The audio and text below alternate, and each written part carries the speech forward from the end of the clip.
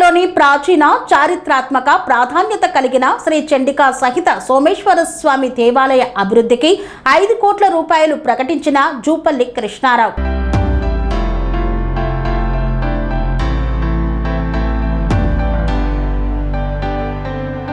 యాదాద్రి భువనగిరి జిల్లా ఆలేరు మండలం కొలనుపాకలోని ప్రాచీన చారిత్రాత్మక ప్రాధాన్యత కలిగిన శ్రీ సోమేశ్వర స్వామి దేవాలయాన్ని తెలంగాణ రాష్ట్ర టూరిజం శాఖ మంత్రి జూపల్లి కృష్ణారావు, తెలంగాణ రాష్ట్ర ప్రభుత్వ విప్ ఆలేరు ఎమ్మెల్యే బిర్లా ఐలయ్యతో కలిసి దర్శించారు. స్వామివారిని దర్శించుకొని ప్రత్యేక పూజలు నిర్వహించారు.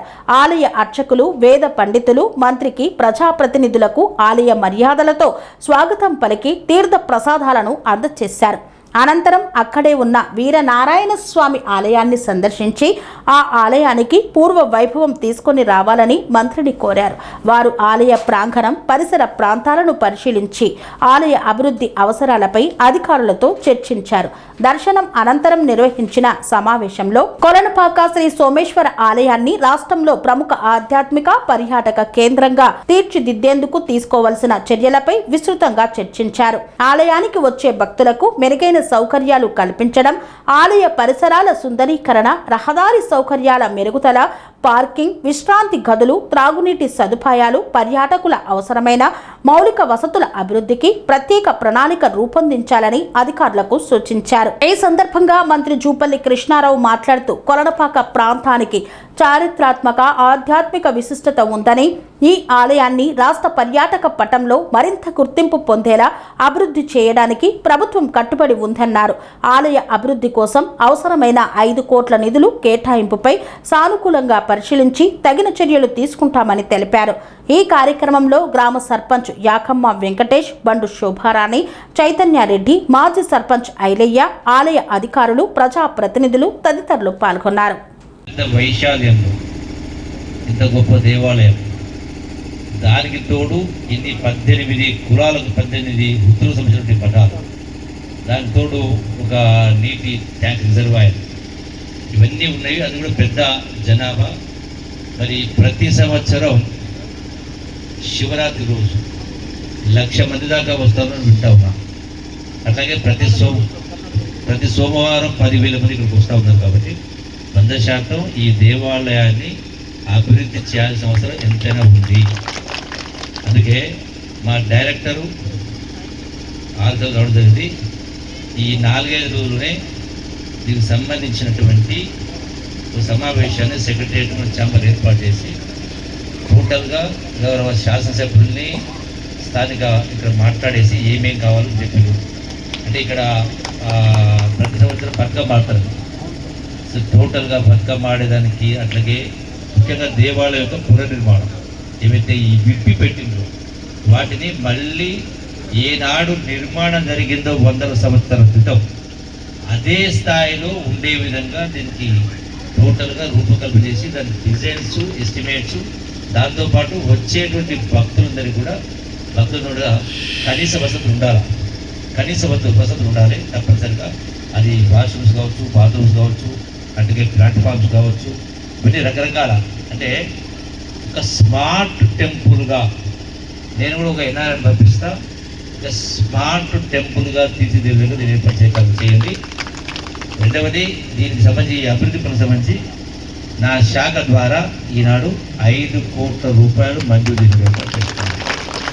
ఇవన్నీ కార్యక్రమాలు మీరు చెప్పిన ప్రతి అంశాన్ని కూడా క్షుణ్ణంగా పరిశీలించి దానికి డిజైన్స్, ఎస్టిమేట్ తయారు చేసి ఎంత తొందరగా తీసుకొచ్చి చేయాలి. ఒకటి. రెండవది, ఇది ఆర్కియాలజీ సంబంధించి కాబట్టి ఎక్కడైనా అభ్యంతరాలు ఆర్కియాలజీ డిపార్ట్మెంట్ చేస్తే దానికి సంబంధించి కూడా సమావేశం ఏర్పాటు చేయండి. రాష్ట్ర సంబంధ ఆర్కియాలజీ అధికారులు, అవసరమైతే కేంద్ర అధికారులను పిలిపించి ఏర్పాటు చేసి ఎలాంటి అడ్డంకులు లేకుండా శీఘ్రగతిన దీన్ని పునర్నిర్మాణం చేయాల్సిన అవసరం కాబట్టి తప్పకుండా ఈ యొక్క దేవాలయాన్ని మా తమ్ముడు పేర్లు అంజయ్ గారు చెప్పినట్టుగా తప్పనిసరిగా ఇవన్నీ కూడా ఏర్పాటు చేసి కార్యక్రమం చేస్తామని చెప్పి మీ అందరికీ సవినయంగా విజ్ఞప్తి చేస్తూ నేను మరొక పర్యాయం వస్తా. ఆ పర్యాయం మీటింగ్ వచ్చిన సందర్భంలో ఎక్కువ సమయం ఇచ్చి ప్రజలందరినీ పిలిచి దేవాలయాలు, భక్తి, ముక్తి, ఆలోచన రకరకాల ఉన్నాయి. ఇప్పుడు సమాజంలో కూడా ఎన్నో రకరకాల రుగ్మతలు ఉన్నాయి. ఆ రుగ్మతలు పోవాలంటే కూడా ఏం చేయాలనో ఎట్లా చేయాలి, భక్తితో పాటుగా మరి సమాజంలో కూడా మార్పు రావాల్సిన అవసరం కాబట్టి అవన్నీ కూడా డీటెయిల్గా నిదానంగా కూర్చొని 4-5 గంటలు ఉండి ఆ రోజు మాట్లాడుకునే కాకపోతే ఇప్పుడు మీరు అడిగిన ప్రకారం కోరిన ప్రకారం 5 కోట్ల రూపాయలు నిధి చేపట్టిస్తాను. మీరు తక్షణమే నేను జీవో చేపడతాను. బట్ మీరు డిజైన్స్ ఇవ్వాలి. మీరు డిజైన్స్ ఎస్టిమేట్స్ తొందరగా మీరు ఆల్ స్టాఫ్ ఇచ్చేసి ఇమీడియట్ నెక్స్ట్ రేపు పంపించేసి ఎమ్మెల్యే గారితో సంప్రదించి ఎలాంటి ఇబ్బంది లేకుండా ఒక స్మార్ట్ టెంపుల్ అయ్యే విధంగా ప్రతినిత్యం వెలుగుదేలాగా ఆ ప్రదర్శించుకుంటూ మరో అనేక పవిత్రలు నేను 4 గంటల వరకు హైదరాబాద్లో ఉండాలి. ఇక్కడనే సుమారు 1000 ఏళ్ల క్రితమే ఈ ప్రాంతమే కాదు చుట్టూ 4 జిల్లాలకు విరిసిల్లినటువంటి ఈ సోమేశ్వర టెంపుల్ గత ప్రభుత్వంలో దీన్ని డెవలప్ చేస్తా అని చెప్పి ఎక్కడికక్కడ విడగొట్టి అక్కడ పెట్టిరు. మంత్రి గారు ప్రత్యేక దృష్టి పెట్టి ఇక్కడనే అక్కడ యాదగిరి లక్ష్మణస్వామి, ఇక్కడ సోమేశ్వర స్వామి, ఇక్కడ జైన్ టెంపుల్ పక్కనే పోతే అదేవిధంగా కొమరవెల్లి ఒక టూరిజం ప్లేస్ గా మీరు ప్రభుత్వం నుంచి ఎన్నో టెంపుల్ను అభివృద్ధి చేస్తున్నారు. మన ప్రభుత్వం వచ్చిన తర్వాత చాలా టెంపుల్లకు కూడా డొనేట్ చేసినాం. ఇది పురాతనమైంది. నాకు తెలిసి తెలంగాణలో కాదు యావత్ ఉమ్మడి రాష్ట్రంలో కూడా 18 కులాలకు మఠాలు ఉన్నటువంటి ప్లేసు ఈ సోమేశ్వర టెంపుల్ కాబట్టి ఇది ప్రసిద్ధి చెందింది. ఎవరైనా సోమవారం వచ్చి ఇక్కడ మొక్కుకురంటే తప్పకుండా సోమేశ్వర స్వామి వారి ఆశ్రమంతో ఎంతో మంది భక్తులు సుమారు ప్రతి సోమవారం 10,000 పైన వస్తారు. కాబట్టి మన ప్రజాప్రభుత్వం గౌరవ ముఖ్యమంత్రి సహకారంతో ఇక్కడ సోమేశ్వరాలయంతో పాటు ఎదురుగానే వీరనారాయణ స్వామి టెంపుల్ నిజంగా చూస్తే ఇన్ని రోజులు మేము చూడలేకపోయినాం. ఆ పెద్ద పెద్ద గోడల వల్ల దానికి ఒక దాత దొరికి దాన్ని గుడి అభివృద్ధి చేస్తాడు. కాబట్టి అది ఆర్కియాలజీలో ఉంది. కాబట్టి మీరు వాళ్ళతో ఒక్క మాట మాట్లాడి ఆ దాతకు పర్మిషన్ ఇస్తే ఆ గుడిని అన్ని విధాలు అభివృద్ధి చేసుకుంటాం.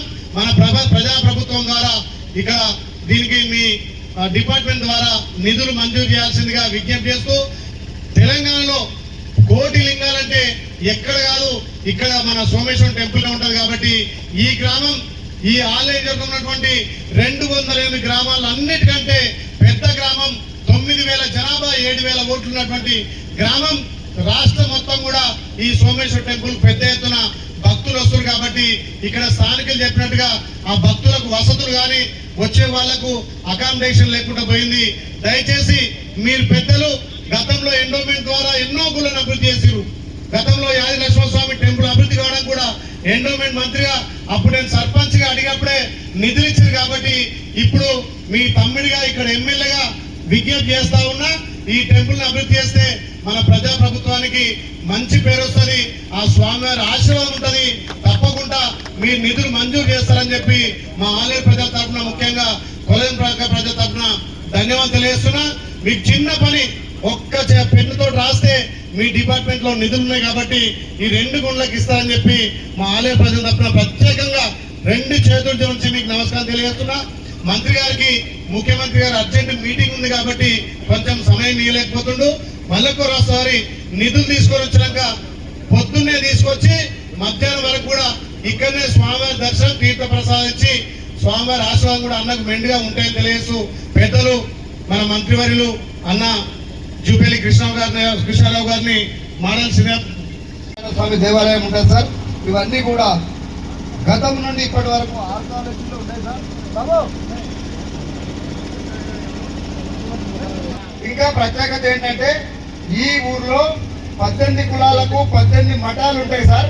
ప్రతి కులం మఠం ఉంటుంది. ఆ మఠం దగ్గర అనేక రకాల సమస్యలు పరిష్కరించుకోవడం, దైవభక్తిగా ఉండడం, మా మఠానికి కుల గురువులు కూడా పుట్టిన ఏకైక గడ్డ ఇది. ఇది పంచకోశ పీఠాలు అంటారు సార్. మనది రంభాపూర్ పీఠం అంటారు. ఉజ్జయిని, శ్రీశైలం, కాశీ, ఈ 5 జగద్గురువులు ఉంటారు. ఈ జగద్గురువు గారు కర్ణాటకలో ఉంటారు. ఈ కర్ణాటక ఉండడం వల్ల వారి లింగం సరిగ్గా లేక అభివృద్ధి జరగడం లేదు.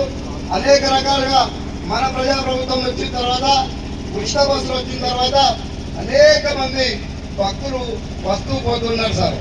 దయచేసి గమనించాలి. మన ప్రభుత్వం ఏర్పాటు చేసిన పాఠశాలల పిల్లల్ని పిక్నిక్ తిప్పేటప్పుడు ఒక్కొక్కసారి 5-10 బస్సులు వస్తాయి సార్.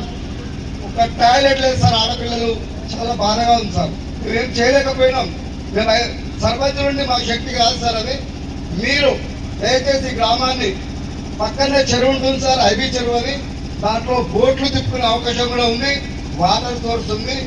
ఈ పర్యాటక రంగంగా మా గ్రామాన్ని కనుక అభివృద్ధి చేసినట్టయితే ఈ ప్రజాప్రభుత్వం ఎంతో మేలు చేసినట్టు అవుతుంది ఈ ప్రాంతానికి అని చెప్పి మేము భావిస్తా ఉన్నాం. వీరనారాయణ స్వామి దేవాలయం ఇన్ని రోజులు చుట్టూ గోడలతో మూసివేసి ఉండే సార్. ఆ మూసివేయబడ్డదాన్ని గ్రామస్తులంతా ఒక దగ్గర కూర్చొని ఈ దేవాలయాన్ని మనం మూసివేయడం వల్ల ఊరికి మంచి జరుగుతలేదని ఒక స్వామీజీ చెప్పడంతో అవన్నీ గోడలు తీసేసినాం సార్. 108 పిల్లర్లతో మందిరం ఉంది సార్. అది దయచేసి ఒరిజినాలిటీ తెచ్చుకునే విధంగా దానికి సున్నాలు పెయింట్లు గతంలో వేశారు.